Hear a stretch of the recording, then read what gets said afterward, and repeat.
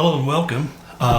Here we are today beginning a new book in our daily devotional series. If you recall that we began some months ago, actually last year, looking at the first of what is called Paul's prison epistles, or in other words, letters that he wrote to various churches and in one case a person while he was imprisoned in Rome.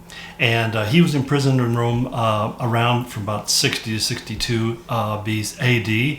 And he wrote to these churches because as he heard information about what was going on, or as different messengers from those churches would come, and many of them bringing financial support because Paul had to cover his own expenses as a prisoner in Rome. Therefore, he would find out news about the affairs of the church, and he would write letters in response. So the first one we looked at was the letter to the Ephesians, and Ephesus was significant because Paul spent probably 2.5 to 3 years ministering in the city of Ephesus. And it's really very significant in the fact that not only did he make inroads and build a strong church structure in a highly secular pagan culture, to the point where it led to a great riot and upheaval that almost cost Paul and some of the other disciples their lives. But the same fact was that the uproar, which often always is satanically inspired, really was Satan's reaction to the tremendous success that the church was experiencing. And I think there's a lesson in that for you and I today, because when we see in our culture people who are rioting and getting very upset about things that are going on, and particularly like petulant 2-year-olds not going the way they want them to go and they're throwing tantrums, we have to understand that this is really an indication that the gospel is having an impact. In fact, the recent overturning of Roe versus Wade has led to all sorts of riots and demonstrations and angry outbursts and violence in many cases. And what we have to understand is that Satan has just taken a huge poke in the eye. Something transpired that we prayed for decades, but honestly, most of us were pretty skeptical would ever happen. But God answered those prayers, and he did some major things. And so we find that everywhere Paul was effective, we find there was great opposition. And I think it's important for us as Christians to kind of develop that kind of perspective, that kind of mindset, to realizing that when the devil is losing, he violently strikes out. What he really wants is to make our lives really simple, successful, so that we will become complacent. And I think in America, for many Christians, complacency has been the order of the day. Don't rock the boat, don't make any big scenes.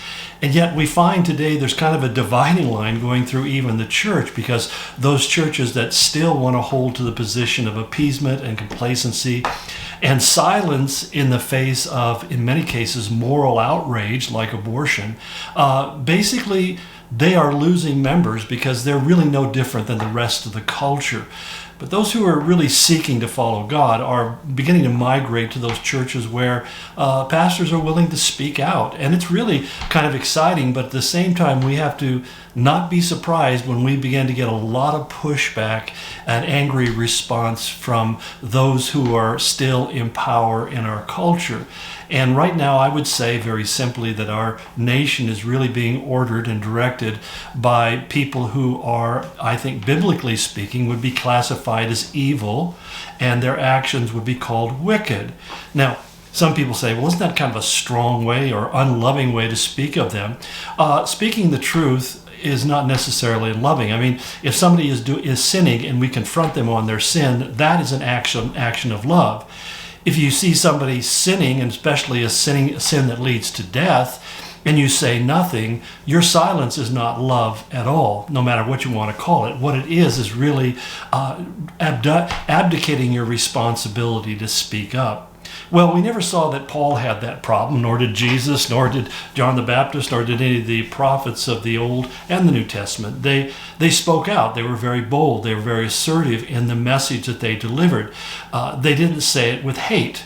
They didn't seek the destruction of other people, but what they did was they recognized that destruction and condemnation were on their way because these people not only continued their sin, but were totally unrepentant. Their consciences over time had become hardened. And so, in a way, like the prophet said, come out from among them and touch not the unclean thing. In a way, we may not necessarily change the path of evil and wicked people, but we will speak in a way that those who have a conscience towards God and who want to know the truth will come out from among them and will become part of the body of Christ. So essentially, when we talk about the Apostle Paul, we see that that's exactly what was happening in places like Ephesus. In fact, it not only brought many conversions in the city of Ephesus, but it led to many of those converts going out to the surrounding area. Now, the surrounding area was referred to as the province of Asia. And we can be a little confused by that because today we refer to Asia as being places like China and Japan and Thailand and so forth, Indonesia and whatever. And they certainly are, by today's distinction, the geographically, we call them the continent of Asia. But what he's talking about is what was referred to by the British at the turn of the century as Asia Minor. And Asia Minor would be essentially what is the country of Turkey today. It is technically connected to Asia, but it's really quite separate because the residents of Asia Minor were for the most part Greeks who had come across the Aegean and settled that area. It later became part of the Persian Empire and then eventually was conquered by the Greeks and then was conquered by the Romans. So by the time of Paul, this area was all under the control of Rome and the Roman Empire, and it was referred to as the province of Asia. And the city of Colossae, which we're looking at today, was one of those cities that these missionaries from Ephesus had gone out and started a church there. And it's really interesting. We find the names of many of these churches. For example, in Revelation chapter 2 and 3, we read about Laodicea and Smyrna and Sardis. These were all cities that were in that area, as well as other cities like Colossae, or even Hierapolis that's mentioned in this same letter as well. There were a number of cities, and what's really interesting about these cities is they were primarily churches that had Gentile converts as opposed to Jewish converts. As we've talked about in the past, when Paul would go to a place like Ephesus, there would be already a significant presence of Jews in the community, and that's where he would start his evangelism. But now what we have, and particularly as we see with Colossae, is that missionaries, Gentiles who were saved in Ephesus, now were going out and they were starting holy Gentile churches. I mean, they're not ministering to the Jews. The Jews wouldn't even allow them to have an opportunity to speak into their lives. But basically what Acts 19:10 tells us as a result of the Ephesus ministry was all the residents of Asia, both Jews and Greeks, heard the word of the Lord. Now, the church, we believe, was founded by somebody who's mentioned in this letter to Colossae. His name was Epaphras. And Epaphras undoubtedly himself was a Gentile and planted a Gentile church. But what's fascinating is one of the things that we find the letter to the Colossians speaks to is the issue of slavery. And there's mention of the name of another gentleman who is the last of the prison letters. It's the only one of the 4 prison letters that was written to an individual, and his name is Philemon. Philemon was a resident of Colossae, and it seems likely that he was a person of some prominence. We know that people who had property and wealth would have stood out within the community because, like a lot of the Roman world, most of the people were slaves or craftsmen of the lower caste, and they didn't have a lot of resources. And so people who had resources were also educated, they could read, they were literate, and they would have a lot more influence in the church, especially if they were faithful believers in Christ. And it appears that Philemon was one of these leading members of the church in Colossae. But we find out from Paul's letter to him, he was also a slave owner. And although Paul doesn't command him in his letter to Philemon to release his slaves, he does present some humane instructions. And we see it here particularly in verse 1 of the last chapter of the letter of Philippi. He says, "Masters, treat your slaves justly and fairly, for you know that you also have a master in heaven." Now, it may sound like to us that Paul's kind of sidestepping the issue of slavery, but the very idea that you would give dignity to a slave would have been revolutionary in the Roman world. The Roman writer Livy said that a slave was nothing else but a living tool, and a slave had no status. I mean, a master could execute his slave if he wanted. It was his choice. The same way Livy argued that you could throw your hammer in the river if you wanted to. Be a dumb decision, but you could do that if you wanted. He said also you could do a dumb thing like kill your own slave, and there was no consequence. Now, this was very different because even in ancient Israel, where they had slaves, it was really restricted. You couldn't harm a slave just because you wanted to. There was punishments that were extracted.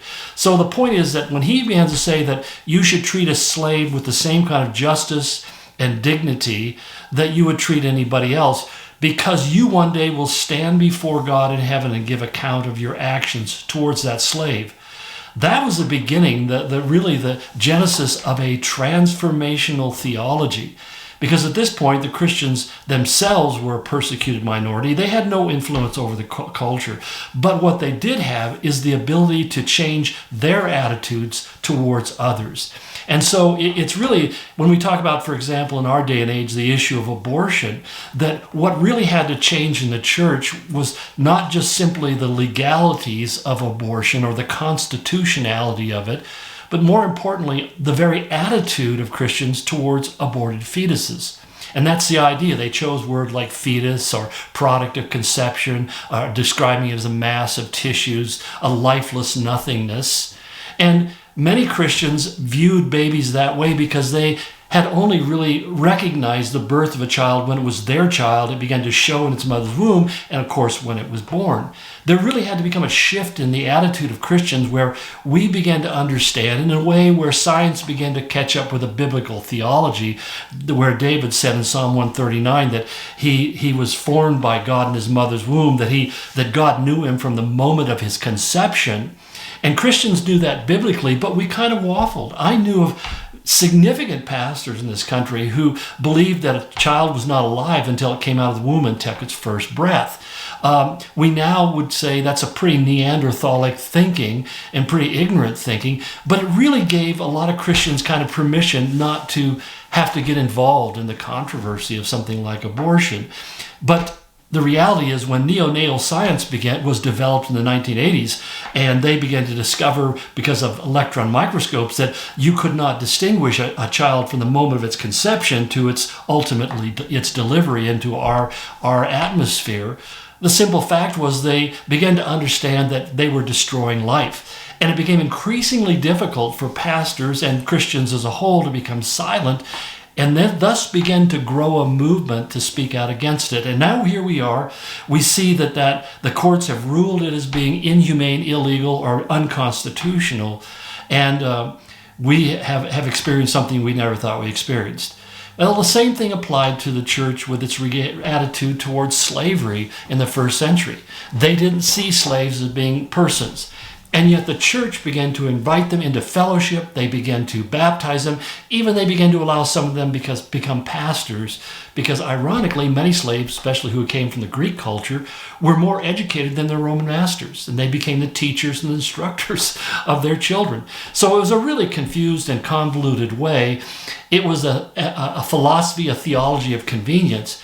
But when Paul begins to say things like, masters, treat your slaves justly and fairly, he began to sow the seeds that would ultimately destroy and disrupt the slave industry as it existed in Rome at that time. Well, I see I've kind of gotten full of myself here. Excuse me for going on a little bit long, but I'm really excited about getting into this book, to the Colossians. It's really kind of exciting for me, and I'll hopefully you'll find that to be true as well as we continue on. So I'll pick this up with you tomorrow. God bless you, and go in His grace.